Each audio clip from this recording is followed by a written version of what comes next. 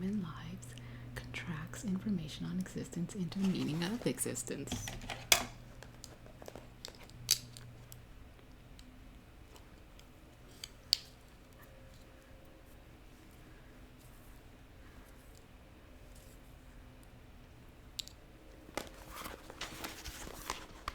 The purpose of the incarnations of souls into human bodies as such is self-knowledge, to become aware of the fact that consciousness and existence are one.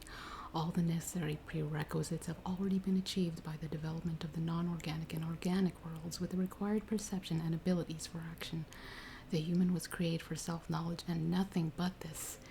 Everything else they do is collateral damage only, going down all the wrong paths, doing everything one should not do. The whole universe exists for the reflection of the divine self-awareness. Therefore, the human would do better than to think their purpose extends outside this scope, or that there is something more important for them to do, although such distraction was originally a condition for their existence. In fact, even if the human wanted to do anything besides realizing self-knowledge, they would be incapacitated, because everything they do is exactly that. From a child who wades across a puddle, thus becoming familiarized with the element of water, to a banker that intentionally enslaves their client with more debts, to a killer and their victim, and finally to an astrophysicist studying the stars. The same things happen all over again. Consciousness of everything that is experiences itself through everything that is possible, thus actualizing itself as its presence in the form of existence itself. Objectively, nothing but self-knowledge exists. Existence itself in all of its aspects is simply one big self-knowledge. All life forms are forms of perception, and all actions are ways of broadening and enriching that perception. Only an unconscious human fails to recognize this, the same way that they fail to recognize their unconsciousness, and is yet another form of self-knowledge of all of the possibilities of consciousness. This clearly shows that the human does not stand a chance when they try to escape from themselves, from their destiny and their purpose, which ultimately is self-knowledge. Since the divine consciousness spits itself into what it is and what it ostensibly is not, self-knowledge happens as a two-way process, instant cognition and the dumbness of mind with all its illusions, and a life drama happening in space and time. Those two ways are by no means separate. They happen together as a single act, but their existence is present across several dimensions as well as in parallel within all possibilities. This single act manifests to an individual mind as being separate.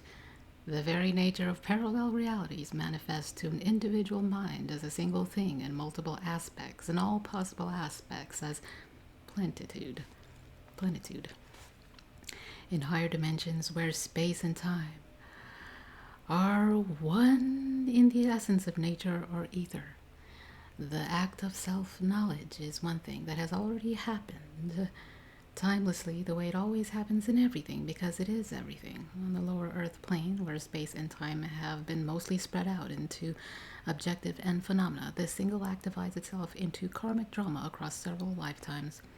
Although all lives happen in parallel and simultaneously to an individual mind, they appear as though they happen over a period of time, because the mind with its subjectivity creates the illusion of time. In other words, existence itself in its original state is pure and direct self-knowledge, and when it is experienced in lower dimensions by a conscious subject, it appears to be spread out through space and time into a myriad of objects and contents. What looks like a singularity in the higher dimensions is a series of lives and karmic drama on this earth plane. When consciousness leaves the body and soul called death, it relives the whole life in one instant as one event only. It experiences not only personal aspects of the past life, but it also experiences the perspective of all the other conscious subjects who played a part in this life, the way they experienced what it had done to/with them, because consciousness in its highest source is one without divisions. All frequencies of the quantum field are at the same time information for forming other frequencies, and shapes energy too is information, the same way consciousness is existence itself. All of existence is one big informational matrix in which the human is networked from the moment of their birth.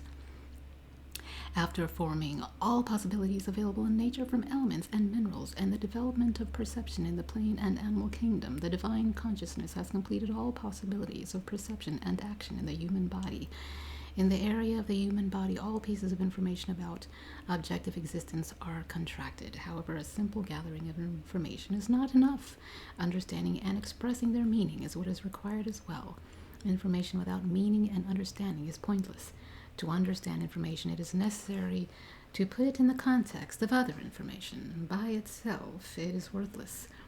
Putting in context and finding the meaning of particular information with all other pieces of information that constitute overall existence can be achieved only in the human, and it only happens through human development in this world, through all of their life experiences and dramas, as material and spiritual culture and civilization. It happens through the drama process every human life goes through. Connecting the dots of information is a phenomenon that reveals meaning. Those events in which the human participates by way of their destinies, what surpasses the world of minerals, plants, and animals. It is what brings the divine consciousness one step closer to the meaning of its existence. Understanding the meaning that human development aspires toward may become easier if we observe various existential facts and experiences such as fear, love, hate, happiness, and unhappiness, living together as a family, birth and death, and realizing this is also something animals experience, plants as well, but they experience all of this directly while events are happening in the way they are happening. Only the human is capable of connecting each existential fact with remaining facts and events in full comprehension.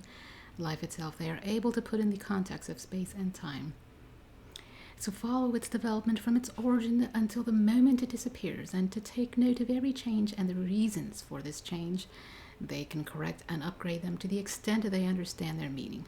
Only the human is able to tell stories, write poems, philosophical studies, and scientific papers based on their experiences. Only the human can experience every life experience, feeling, and the state of consciousness in many ways, compare them with others, and create new original experiences. Only the human can contract a phenomenon into information, store it, and place it above the space and time where it originated, and turn it into an archetype. And only by doing so are they capable of becoming fully aware of it. Transforming phenomenon into information is a process of crossing over to the higher dimensions of existence. The phenomenon itself belongs to the material dimension of the element of earth, and the information of phenomenon belongs to the dimensions element of air. The human can do this because they are composed of all the dimensions in which the whole of nature exists. It all happens in them. In this manner, the human can conduct through themselves and their experience any phenomenon to the highest dimension, into a thought and an idea and consciousness itself, which manifests in nature through the ether. This is the way in which the human raises awareness of the meaning of phenomena. Through themselves, they can orchestrate the beginning and the end of phenomena, both the highest and the lowest. Contracting information on the meaning of existence in the human experience has always been done through the development of culture, writing, and education above all. Before that, oratory skills were highly valued. Older members of a community conveyed stories of old to youngsters in spoken form.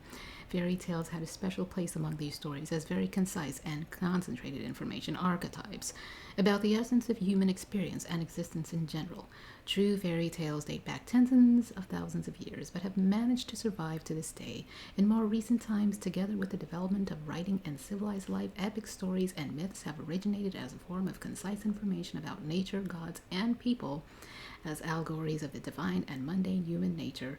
Gilgamesh, the Iliad, the Odyssey, Mahabharata, the life of Brian, only fools and horses, etc. Real theaters are built resembling ancient temples, and theatrical performances are staged to depict the experiences of the existence of people, with many intricacies involved, not only gods and people like before. Literature, philosophy, drama, art, and especially poetry represent the greatest summary of experience put into information. Owing to this summary, we do not have to experience everything on a personal level, but we can rely on the experiences of other people as well. We can become familiarized with them and compare them against many other experiences that exist. The whole of culture is in reality informational contracting of the meaning of existence existence into one's self-knowledge and way of life. Recently, this process has been speeded up by way of visual technology, photography, and film. These have been introduced not only to transmit images globally and without distortion to all people, but also to contract the dramatic and artistic expression of visual experience. There is some magic in the stories, dramatic art, images, and audio and visual performances. There is a strong desire to understand what is behind this allure. The attraction stems from the purpose of human existence, a need to contract information about the meaning of existence in themselves, thus to attain the state of awareness through which their soul retrieves it to God's consciousness, or more accurately, to reconnect existence with the divine consciousness that enables everything. Contracting information into meaning reaches its peak in modern times and uplifts the whole process to a higher level. With the appearance of the internet and mobile communication, the objective obstacles of space and time in the sense of reaching information do not exist anymore. Only the subjective ones remain. This makes self-knowledge more important than ever. The truth is that the whole history of human development was nothing but a prelude to self-knowledge waiting to happen, or which is already happening. The development of civilization has reached a critical point. For the first time, it depends more on the human race than on anything else in the outer world. That is why it is under such a real threat. Self-knowledge of the meaning of existence is always a personal act, never collective. A higher number of enlightened individuals will spontaneously, with their existence, lead to the collective effect of awakening to a humane civilization. This process can never go in reverse. It cannot go in reverse because the divine consciousness that actualizes itself through awakened individuals is already present as existence itself. Consciousness is the essence of everything that is. That is why consciousness can never be imposed from the outside. We can only be personally aware here and now. Beingness is not something one may become, it already is. However, in human experience, all subjective obstacles due to illusory space and time, which seemingly separate us from the meaning of beingness, should be erased. It is we who should be that which nobody can be for us or instead of us, nor should we sit about waiting for others to come before us just to help us. When consciousness is the issue, we are the only ones who can do something by starting from ourselves first, because the essence of the divine consciousness is that there are no others. Nothing outside it exists. Any attempt at conditioning it by something that is other is only one more illusion and cause for delay. Since the very nature of human incarnation is to contract all information about individual meaning into the meaning of existence, nobody's life, no human drama and life story are more important than any others. They are all equally important and true in the wholeness that is us. If it were not so, there would not be complete versatility of all lives and life experiences, and together with that, the creativity and manifesting consciousness that is the foundation of creativity. Injustice in existence is not an option. The destiny of each being, each possible event from the most elevated to the most bizarre, is an act of creativity of the divine consciousness and of regarding the whole as equally important, because it holographically reflects the whole itself. The whole could not exist if everything were not exactly as it is and where it is, because everything reflects the whole.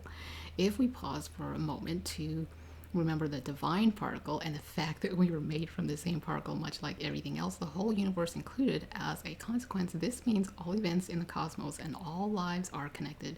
Phenomena are by no means separate from existence itself. That is why we are the consciousness that enables everything. We are the beginning and the end of every story. Only the illusion of linear incarnations keeps dividing phenomena into separate shapes to enable a myriad of details into existence.